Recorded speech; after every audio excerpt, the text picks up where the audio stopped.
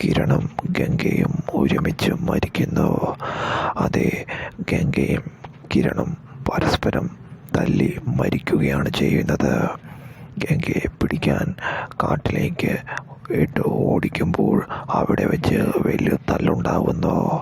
അങ്ങനെ പരസ്പരം കിരണും ഗംഗയും സർവശക്തിയും എടുത്തുകൊണ്ട് അവർ ഏറ്റുമുട്ടുകയാണ് ചെയ്യുന്നത്. പെട്ടെന്ന് തന്നെ ഗംഗ കിരണെ കുത്തുന്നു. അത് കഴിഞ്ഞ് ഗംഗയെ പിടിച്ചു നിർത്തി ശക്തമായി കുത്തുകയാണ് കിരണം.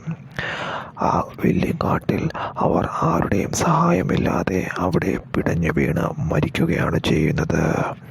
കല്യാണിക്ക് വേണ്ടിയും കല്യാണിക്ക് അമ്മയ്ക്ക് വേണ്ടിയും അങ്ങനെ കിരൺ സ്വന്തം ജീവൻ ത്യജിക്കുകയാണ് ചെയ്യുന്നത്.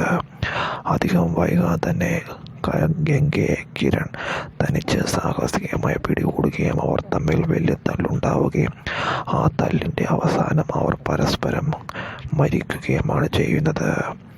ഗംഗ കിരണെ കുത്തുമ്പോൾ ഉടനെ തന്നെ കിരൺ ഗംഗയെ കുത്തുന്നു.